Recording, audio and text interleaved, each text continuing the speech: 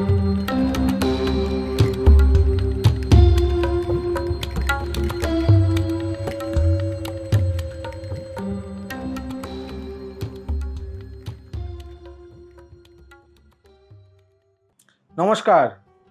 আমি অ্যাস্ট্রোলজার শ্রী অজয়। আশা করি দর্শক বন্ধু আপনারা সবাই সুস্থ আছেন, সাবধানে আছেন। তার সঙ্গে আমার ইউটিউব চ্যানেল আপনারা দেখছেন। দর্শক বন্ধু, সেপ্টেম্বর মাসের রাশি অনুযায়ী আপনাদের জীবন কেমন ফল প্রদান করবে তার আগে হচ্ছে গোচর অবস্থায় যাচ্ছে। এই গোচর অবস্থায় আপনাদের জীবনে আরও কি ফল প্রদান করতে পারে, খারাপ না ভালো, বেশ কিছু রাশি আপনাদের সামনে বলা হয়েছে। এখন যে রাশিটা বলবো সেটা হচ্ছে কর্কট। কর্কট রাশির জাতক বা জাতিকা আপনাদের ক্ষেত্রে আর্থিক জীবন কেমন যাবে, কর্মজীবন কেমন যাবে, নতুন কি চাকরি আপনারা পাবেন, এই জায়গাটা আপনাদের সামনে তুলে ধরা হচ্ছে। কর্কট রাশির জাতক বা জাতিকা আপনাদের ক্ষেত্রে বলবো এই সেপ্টেম্বর মাস আপনাদের জীবনে প্রচণ্ড পরিমাণে মানসিক একটা টেনশন আপনাদেরকে কিন্তু প্রত্যেক দিন কিন্তু দেবে। কিছু না কিছু আপনাদের কিন্তু টেনশন সবসময় ফিল করাবে। এই জিনিস হতে গিয়েও বাধা সৃষ্টি হবে। আপনি অনেক দিন ধরে চেষ্টা করছেন, সেই রাস্তা আপনাকে খুলবে না। অনেক দিন ধরে আপনি অনেক কিছু চেষ্টা করছেন, সেখান থেকে কোনো না কোনোভাবে সমস্যা আপনাদের জীবনে কিন্তু কর্কট রাশির জাতক বা জাতিকার ক্ষেত্রে এই মাসটা অনেক ক্ষেত্রে কিন্তু অশুভ ফল প্রদান করবে। কিন্তু যারা চাকরি জীবনের মধ্যে রয়েছেন তাদেরকে বলবো আপনারা শরীর স্বাস্থ্য নিয়ে একটুখানি সতর্ক থাকবেন।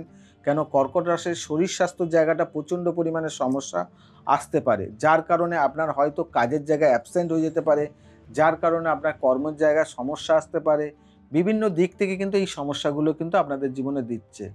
তার সঙ্গে যারা ব্যবসা করছেন যারা ব্যবসা নতুন ইনভেস্টমেন্ট করতে চাইছেন তাদের ক্ষেত্রে কিন্তু শুভ ফলদায়ক। নতুনভাবে যদি আপনারা ব্যবসা শুরু করতে চান তাহলে আপনারা নতুনভাবে ব্যবসা কিছু শুরু করতে পারেন, কিংবা টাকা ইনভেস্টমেন্ট করে যদি ব্যবসাটাকে আরও ডেভেলপমেন্ট করতে চাইছেন তাহলেও আপনারা কিন্তু টাকা ইনভেস্টমেন্ট করতে পারেন। কিন্তু 11 তারিখ থেকে 16 তারিখ এই 5টা দিন, 11 তারিখ থেকে 16 তারিখ এই 5টা দিন কোনোভাবেই কোনো বড় ধরনের টাকা ইনভেস্টমেন্ট করবেন না। সেই সময় করলে পরে ওই টাকা চোট হয়ে যেতে পারে, ওই টাকা আপনার কাছে ফিরে না আসতে পারে, কিংবা আপনার ওই দিনকে এই 5টা দিনের মধ্যে আপনার কাছে কোনোভাবে হারিয়ে যেতে পারে। আপনার মানি ব্যাগ হারাতে পারে, কিংবা আপনার টাকা হারিয়ে যেতে পারে, কোনো না কোনোভাবে কোনো জিনিস আপনার থেকে হারিয়ে যেতে পারে। এই 5টা দিন চলাফেরা, আপনার টাকা পয়সা, আপনার মানি ব্যাগ, কোনো জায়গায় বড় ইনভেস্টমেন্ট, এই জায়গাটা আপনি কিন্তু একটু সতর্ক থাকবেন। যারা কর্মজীবনে চাকরি নতুন পেতে চাইছেন, কিংবা আপনারা নতুন কাজের জন্য অনেক দিন ধরে চেষ্টা করছেন, তাদের ক্ষেত্রে কিন্তু অনেকটা শুভ রয়েছে। যেটা আপনারা অনেক দিন ধরে কোনো ফর্ম ফিল আপ করেছেন, অনেক দিন ধরে কোনোভাবে সেই জায়গাটা সুযোগ আসছিল না, আপনাদের কিন্তু সেই জায়গাটা ডাক আসতে পারে, আপনারা সেই জায়গায় ইন্টারভিউ দিতে যেতে পারেন। এই জায়গাগুলো আপনার কিন্তু রাস্তা পরিষ্কার হতে পারে। এই সেপ্টেম্বর মাসে আপনাদের ক্ষেত্রে এটা কিন্তু শুভ ফল। কিন্তু যারা কর্মজীবনের মধ্যে রয়েছে, যারা চাকরি করছে, পরের জায়গায় করছে, কিংবা শেয়ার মার্কেটে রয়েছে, কিংবা মার্কেটিং লাইনে রয়েছে, যারা এইসব জায়গায় রয়েছে তাদের কিন্তু বলবো একটু শরীর স্বাস্থ্যের দিকে সতর্ক থাকবেন। শ্বাস প্রশ্বাসে কোনো কষ্ট, বুক ঠান্ডা লেগে যাওয়ার কোনো সমস্যা, কফ, জ্বর, সর্দি কাশি হয়ে যাওয়ার সমস্যা, যার কারণে আপনি এইসব কারণে কিন্তু আপনার একটা মানসিক টেনশন কিন্তু সারা মাস ধরে আপনাকে কিন্তু বহন করতে হতে পারে। এই জায়গাটা নিজেদের কিন্তু একটু সতর্ক থাকবেন। পারলে পরে একটুখানি যোগা, একটুখানি ব্যায়াম, একটুখানি শরীর চর্চা করবেন, যতটা রিকভারি করা যায়। আর তার সঙ্গে তো আমি আপনাদের পাশে রয়েছি দর্শক বন্ধু, যেটা উপায় দিলে পরে কিছুটা হলেও আপনি এখান থেকে রিকভারি করে উঠতে পারবেন। তার জন্য আপনারা অবশ্যই অনুষ্ঠান দেখতে থাকুন। এবারে বলবো যারা প্রেম সম্পর্কের মধ্যে রয়েছেন, যারা ভালোবাসার মধ্যে রয়েছেন, নতুন প্রেম কি আপনাদের জীবনে আসতে চলেছে, নাকি আপনার প্রেম আপনার থেকে ছিটকে যেতে চলেছে? না দর্শক বন্ধু, আপনাদের জীবনে সেপ্টেম্বর মাসে না প্রেম ছিটকে যাবে, না নতুন কোনো প্রেম আসবে। আপনাদের জায়গাটা যেমন ছিল তেমনই থাকবে। যদি অনেক দিন ধরে আপনাদের সম্পর্কের মধ্যে তুতু মেমে লেগে রয়েছে, যদি মনে করছেন সেই সম্পর্কটাকে আপনারা আবার পুনরায় যদি জুড়তে চাইছেন, তাহলে দুজনে বসুন, দুজনের মনের কথা বলুন, একটুখানি শেয়ার করুন। অবশ্যই আপনাদের কিন্তু এই জায়গাটা সমাধানের রাস্তা হবে। সেই সময় যখন যাদের পুরনো প্রেম, যাদের সম্পর্কটা নষ্ট হয়ে যাচ্ছে, আপনারা সেই সম্পর্কটা জুড়তে চাইছেন, তাহলে অবশ্যই একটা উপায় আপনাদেরকে দিচ্ছি। যদি সমাধানের রাস্তা চান, জাতিকা যদি মনে করছেন আপনার পার্টনারের সঙ্গে কোনো সমস্যা হচ্ছে, তাহলে আপনার বাঁ হাতে একটুখানি আতর লাগিয়ে নেবেন, নিয়ে দুটো হাত ঘষে নেবেন। আর যদি মনে করছেন জাতক আপনার প্রেম লাইফে অনেক দিন ধরে সমস্যা যাচ্ছে, আপনি সেটাকে সমাধানের রাস্তা চাইছেন, তাহলে আপনার ডান হাতে একটু আতর ঘষে হাতটাকে ঘষে নেবেন। তবেই আপনার পার্টনারের সঙ্গে যে কথা বলে, আপনি কথার বিনিময়তে আপনি রাস্তাটাকে পরিষ্কার করতে চাইছেন, অবশ্যই আতরটা লাগিয়ে যাবেন, তাহলে কিন্তু আপনাদের রাস্তাটা পরিষ্কার হয়ে যাবে। যদি মনে করছেন আপনারা এটাকে বিয়ে সম্বন্ধে নিয়ে যেতে চাইছেন কিংবা পরিবারের সঙ্গে আলোচনা করতে চাইছেন, তাহলে কিন্তু প্রথম দিকে একদম এই বিষয় নিয়ে আলোচনা করবেন না।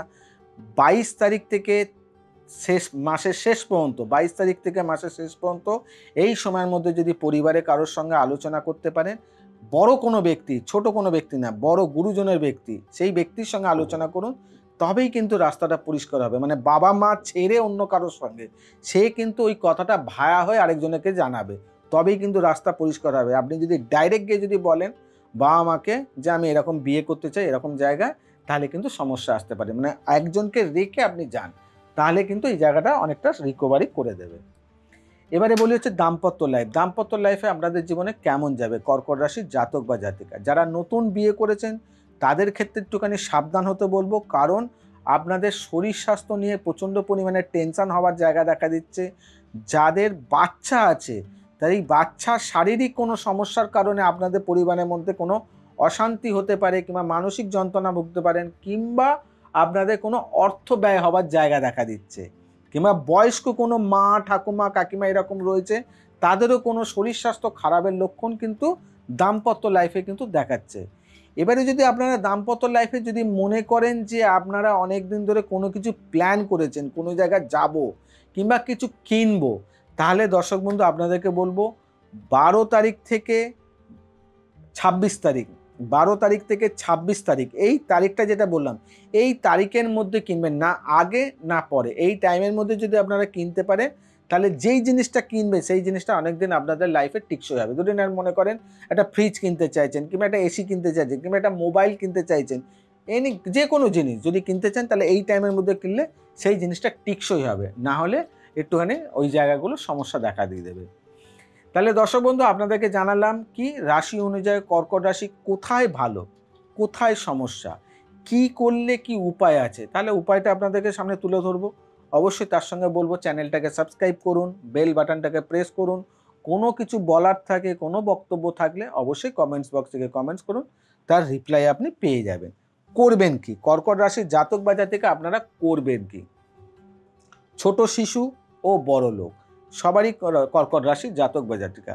আপনার সন্তান কর্কট রাশি, সে ছাত্রছাত্রী হতে পারে, কিংবা আপনার মধ্য বয়স আপনিও করতে পারেন, কিংবা আপনার বৃদ্ধ বয়স আপনিও করতে পারেন। করবেন হচ্ছে স্নান তো প্রত্যেক দিন প্রত্যেক মানুষই করেন। যখন স্নান করবেন তখন সাদা চন্দন, সাদা চন্দনে এখন দেখবেন পাউডারও পাওয়া যায়, সেটাতে মধ্যে অনেক কিছু ভেজাল থাকে, কিন্তু আপনার বাড়িতে অবশ্যই প্রত্যেকটা বাড়িতে সাদা চন্দনের কাঠ থাকে। আপনি সাদা চন্দন একটুখানি ঘষে নেবেন সকালবেলা স্নান করতে যাওয়ার আগে। ঘষে নিয়ে ওই চন্দনটা আপনি যে বালতিতে স্নান করছেন কিংবা কোনো যেই জলাশয়তে স্নান করছেন, সে মানে আপনি বালতি হোক, সাবার হোক, যদি পুকুর হোক, গঙ্গায় হোক, যেখানেই স্নান করুন না কেন, আপনি যদি ধরুন গঙ্গায় স্নান করছেন কিংবা পুকুরে স্নান করছেন, তাহলে তো আপনি চন্দনটা নিয়ে হচ্ছে জলের মধ্যে তো দিয়ে দিতে পারবেন না। তাহলে একটা কোনো ছোট পাত্র নেবেন, কোনো মগ, কোনো বাটি কিংবা কিছু নেবেন, ওখান থেকে একটু জল তুলে নেবেন, ওই চন্দনটা ওই জলের মধ্যে একটুখানি গুলে নেবেন। আপনি স্নান করলেন, করার পরে ওই জলটা আপনি মাথায় ঢেলে নেবেন।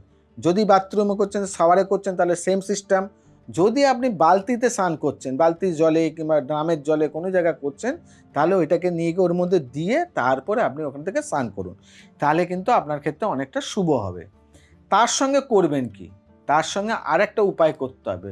সোমবার দিন আপনি ওটা স্নান করবেন প্রতিদিন চন্দন দিয়ে, আর সোমবার দিন শিবের মাথায় নিজের যে মনস্কামনা, যেই বাধাগুলো আছে, যেই সমস্যাগুলো হচ্ছে, যেই শারীরিক সমস্যা আছে, যাদের দেখছেন একটু অসুস্থ হচ্ছে বিভিন্ন দিক থেকে, শিবের মাথায় ঠিক এইভাবে এই প্রথম আঙুল ও কনিষ্ঠ আঙুল এই দুটো বাদ দিয়ে ঠিক এইভাবে একটুখানি চিনি নেবেন, নিয়ে নিজের নাম আর গোত্র বলে শিবের মাথায় একটুখানি চিনিটাকে ছড়িয়ে দেবেন, দিয়ে শিব ঠাকুরকে প্রণাম করবেন। এটা সোমবার দিনকে করবেন স্নান করার পরে। করুন, দেখুন আপনার শারীরিক জায়গা থেকে সমাধান পাবেন, আপনার টেনশন দূর করে দেবে, আপনার মানসিক যন্ত্রণা অনেকটা রিকভারি করে দেবে, ও যে কোনো বাধাগুলো আপনার অনেকটাই কাটিয়ে তুলবে। ভালো যেমন থাকে তেমনি খারাপ থাকে, কিন্তু খারাপটার উপায় কি, সেই উপায়গুলো আপনাদের সামনে একমাত্র আমি সে যায় আপনাদেরকে তুলে দিই, যেখানে আপনি করলে পরে আপনি রাশি অনুযায়ী অনেক ভালো থাকতে পারবেন। তা আজকে এখানে বিদায় জানাই, আবার নেক্সট রাশি নিয়ে আপনাদের সামনে আবার পরে অনুষ্ঠানে আসছি, উপস্থিত হব।